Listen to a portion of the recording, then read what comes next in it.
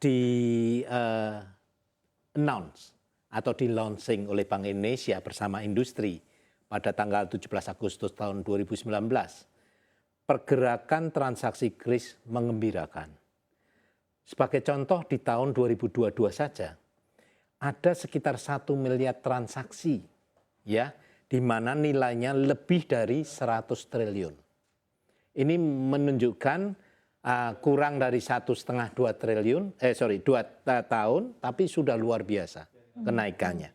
Bahkan kalau kita lihat, merchant-nya pun juga bertambah. Artinya bukan aja customer pengguna. Kalau customer pengguna meningkat tajam, ada 28 juta transaksi, tapi yang namanya merchant-merchant itu ada 24 juta.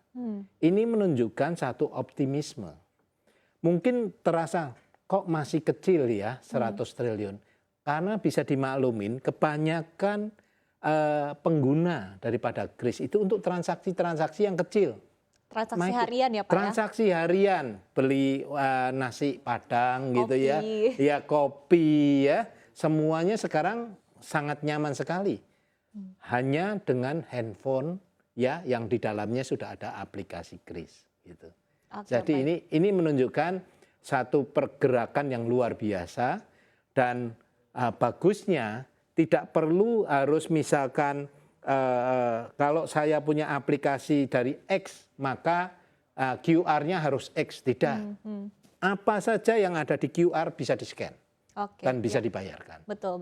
Ya. Dan tadi juga bisa lintas berbagai bank, kemudian juga tadi ya untuk dari aplikasi pembayaran juga bisa ya Pak ya. Jadi memang sangat memudahkan kepada masyarakat tentunya. Nah tapi kalau kita berbicara, tadi Anda menyebutkan bahwa pengguna atau customer dari kris sendiri ini adalah mencapai 28 juta. Berarti kurang lebih sekitar 10% dari penduduk Indonesia Pak ya. Tapi dan kalau misalnya kita hitung juga ini kan artinya masih banyak potensi, masih banyak ruang untuk penduduk Indonesia bisa semakin menggunakan kris lagi ke depannya.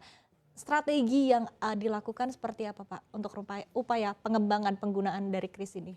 Ya, strategi yang kita lakukan pertama kali adalah bagaimana membuka sebanyak-banyaknya UMKM baik yang mikro sampai yang besar untuk bisa menerima kris. Ya. Yang kedua, kita tahu financial technology begitu banyak, banking begitu banyak. Kita rata-rata banking dan financial technology menggunakan handset. Kalau soal handphone sendiri tidak diragukan. Indonesia mungkin cukup banyak penetrasinya dengan handphone yang beredar. Apalagi yang punya kamera. Sangat banyak. Lebih dari mungkin jumlah penduduk Indonesia kan. Bisa lebih dari 300 juta handphone itu sendiri. Jadi inilah kesempatannya. Tantangannya hanya satu, bagaimana membiasakan. Membiasakan edukasi, komunikasi, promosi tentang kris itu sendiri untuk bisa digunakan di Indonesia. Jadi ini merupakan satu optimisme bagi industri dan teman-teman di Bank Indonesia bahwa kita bisa menggunakan ini sebagai alat bayar di Indonesia. Ini sesuatu value yang kita perlu terus-menerus kita tingkatkan.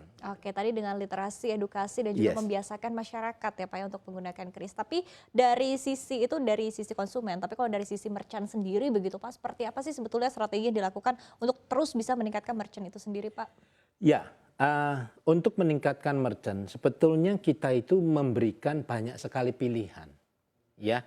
Kita tahu ada merchant-merchant yang besar, kita bisa sediakan mesin-mesin electronic data capture atau EDC, ya, di mana kita bisa di dalamnya bisa ada kris, ya, bahkan bisa juga dengan menggunakan stiker.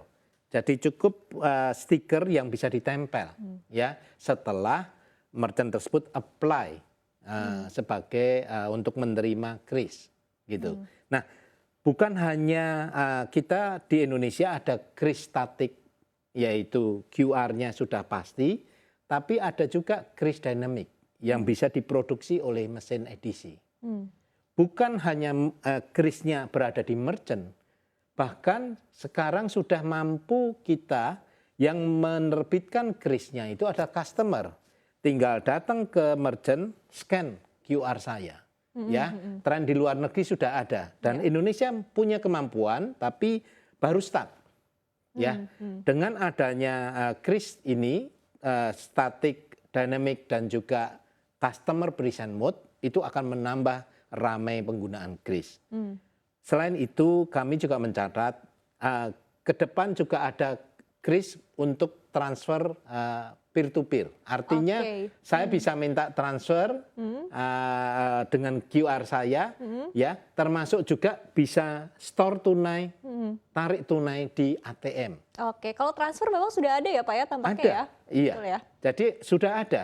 Jadi semuanya standar sudah ditetapkan. Tinggal bagaimana kita bersama-sama industri mengedukasi, mensosialisasikan fasilitas ini ke masyarakat. Ya, Oke. itulah yang coba dilakukan industri.